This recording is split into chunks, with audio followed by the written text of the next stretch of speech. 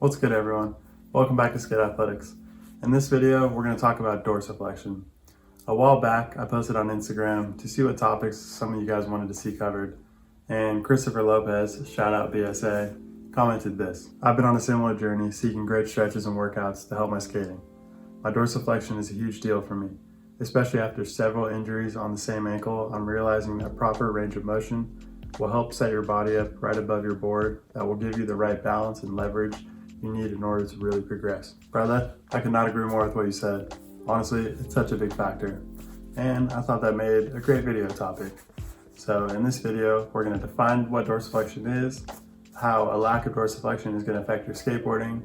I'm going to show you some ways to assess it and show you some ways to improve your dorsiflexion, which is going to help your skateboarding. So let's start with the definition. It's really easy, simple. It's when the foot moves upwards towards the shin. Here's what it looks like when you skate, and as you can see, it's such a vital characteristic because it affects when you're jumping and when you're landing. So a lack of dorsiflexion is associated with many common injuries, such as shin splints, chronic ankle sprains, plantar fasciitis, calf strains, and ACL injuries. Why? Because the lack of dorsiflexion is going to cause excess knee valgus, which basically just means your knees are going to cave in during takeoffs and landings. And I see so many skateboarders doing this, and honestly, I even do it all the time too. In the future, we're gonna dive into some jumping and landing mechanics, but for now, to stay on topic, we're gonna skip that. Just know that a lack of dorsiflexion is gonna cause excess knee valgus, and it's gonna make your skating not look like this.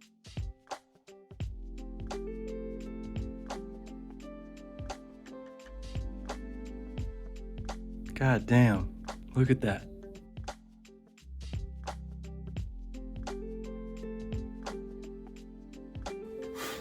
But seriously, literature reports that greater dorsiflexion range of motion is associated with smaller ground reaction forces during landings, and that's consistent with a reduced risk of ACL injuries. So long story short, if you have good ankle dorsiflexion, you're going to place less force on the ligaments and tendons in your knees and ankles, and it's going to keep them strong and healthy for the long run. Also, I realized the knee tuck is considered stylish in skateboarding, but I want to have that conversation, like where do we draw the line between style and long-term health? And honestly, aesthetically, I'm a bit more of a fan of dudes like Miles Silvas who just look so stable and have that proper mechanics and make it look so easy. But I don't know, we'll save that for another video. So before we talk about what limits your dorsiflexion, let's go have a little sesh.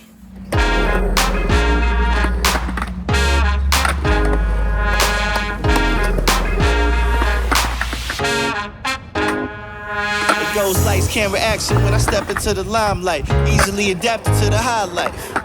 Dressed to impress like it's prom night. And when you live in top shelf, you know you gotta set the bar high. Had the same dreams since we was kids. Big gyms, big cars, and even bigger cribs. I never thought that it would happen just the way it did. Fast forward that now, it's just the way we live. That's good food and drinks. My mood makes you think that this life's made for a king. The room starts to shake so smooth if you blink, you might just miss the whole thing. It's just a different way to move in the high life. So many different things to do within the high life. That's good food and drinks. My mood makes you think that this life's made for a king. So many different things to do within the high life. And now it's girls, how you dope? The coupe only sit two, but in the back I got four. Talking about this high life, I mean as high as it go. That's kites, planes, clouds, the bank accounts that I own. Funny thing, it all started from a pen and a poem. Whoever thought that this could pay off all of my student loans? About to throw a party, invite everybody I know. Let me send a mass text to everyone in my phone. That's good food and drinks. My mood makes you think that this life's made for a king. The room starts to shake so smooth if you blink, you might just miss the whole thing. It's just a different way to move within the high life. So many different things to do within the high life. That's good food and drinks. My mood makes you think that this life's made for a king. So many different things to do within the high life. Talking about this high life, I mean as high as it go. Alright, we back and we're hopping right in. So the first thing that limits your dorsiflexion is the talocrural joint. So when your joints move, the bones that make up that joint slide and glide in certain directions, which gives you that seamless motion that we're used to seeing. And as you dorsiflex your ankle, the talus bone glides backward in the ankle joint, or it could be looked at as the ankle moving on top of the talus bone. If the joint is stiff from repetitive sprains like my boy Chris, or from breaks and stuff like that, then the bones are just gonna have a hard time moving around, which is gonna affect your ankle mobility. So as your ankle moves into dorsiflexion, the plantar fascia on the bottom of your foot, your Achilles, and your calf muscles are gonna be stretched. And if those muscles are tight, then it's just gonna affect that range of motion. And the third thing is your big toe mobility. I know that sounds kind of random, but just hear me out. I kind of stumbled upon this when I was making this video, and this information is super dope. So I'm not gonna act like it was like my idea or anything, so I'm just gonna read it off the computer screen to make it really easy. If your big toe mobility is restricted, in the push-off phase of your gait, our foot will simply spin out and we will progress by pronating through our midfoot and not by going through our end range of motion in ankle dorsiflexion. And the way I like to look at this is basically you're gonna lose maximum force because you're not using your proper gait. I wish I had a video of myself making this mistake, especially during skating or something like that, but I'm gonna use Olympic lifting as a great example. So in an exercise called the push jerk, if you don't have good ankle dorsiflexion, it's very obvious. Your knees kind of cave in and the movement just gets kind of slowed down and just looks not very forceful. So here's a good example of what it should look like. And here's an example of, watch the knees. So see how it's kind of shaky and the knees kind of cave in?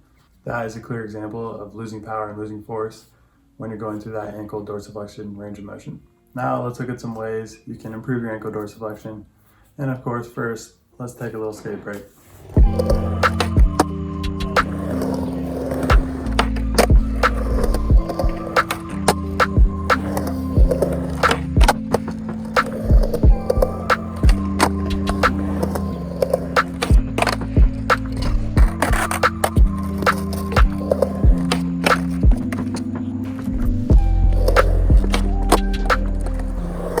The first thing I want to show you is the half kneeling ankle dorsiflexion test.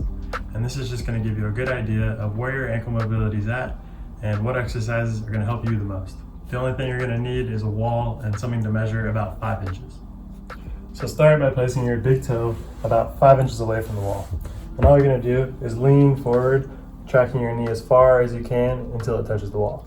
While you're in this position, refer to the checklist on the screen. If you notice that your knee is unable to touch the wall, that your heels pull off the ground, or your knee collapses inward, or even if there's any pain, then your ankle mobility is limited. And that's okay, because a lot of us have that problem. So what you're gonna do is foam roll those soft tissue areas. So the plantar fascia, the Achilles, and the calf. So starting with the plantar fascia, I want you to grab a lacrosse ball or a tennis ball. And all you're gonna do is place it on the ground and just stand on it with one foot. So don't roll your foot around too much. That's a common misconception in foam rolling. I just want you to find an area that feels kind of tender and just stand on that, put some weight on it for about 30 to 60 seconds and just focus on your breath. Just try to relax, just release that tension and then transition the ball to another spot. So the second thing you can do, as we previously discussed, is foam roll your Achilles tendon and your calves. So for this one, use a traditional foam roller and just go ahead and throw it on the floor. Nice and easy. Start with both calves on the foam roller. If that's too easy, cross one leg over. If that's too easy, go ahead and lift your butt up for more pressure on the area. And just as we discussed last time, don't roll around too much. Just try to find one area that feels tender, put more pressure on that spot, and then transition to another spot. Just focus on your breath, just try to relax. Do it for about a maximum of 2 minutes on each side. And the more you do it, the more benefits you're gonna get from foam rolling.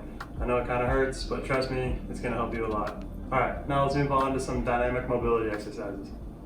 The first dynamic mobility exercise I recommend is the ankle rocker. Start in a kneeling position, lean forward and drive your knee past your toes while keeping your foot flat on the floor. As your knee comes forward, push it outward just as you would in a squat. Hold this position for about 3 to 5 seconds, then push back to the original position. The goal of this exercise is to increase range of motion by taking the joint through a similar sport-specific movement pattern. Next, we have the deep squat lean. While you're in the bottom of a deep squat, lean from side to side, pushing your knees as far past your toes as you can while keeping your feet flat on the ground. This is the more advanced version of the previous exercise, and it's pretty difficult, but very effective.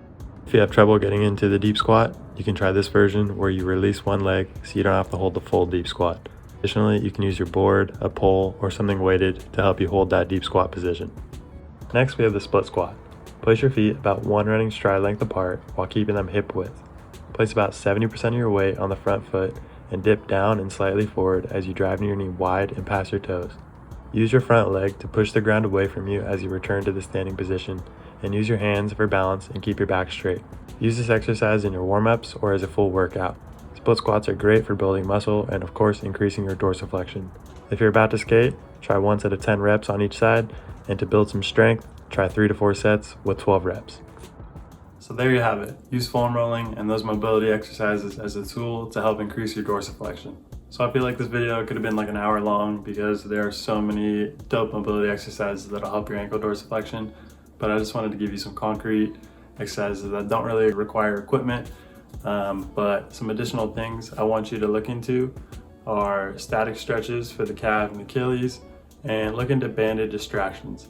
So that's an exercise that I found from Kelly Starrett, which is a CrossFit physical therapist, and it helped so much. For the purpose of this video, I didn't want to get that deep into the weeds. I feel like that's a little advanced as far as ankle mobility, and it's not everyone really needs it, but it is helpful. So if you're into this, go look that up, and I think it'll really help. Thank you so much for watching the video, guys. I appreciate it as always. If you want to see a certain topic covered, please comment below or comment on my Instagram, and I'll be sure to make it happen. Once again, thank you, and I'll see you guys later on Skate Athletics.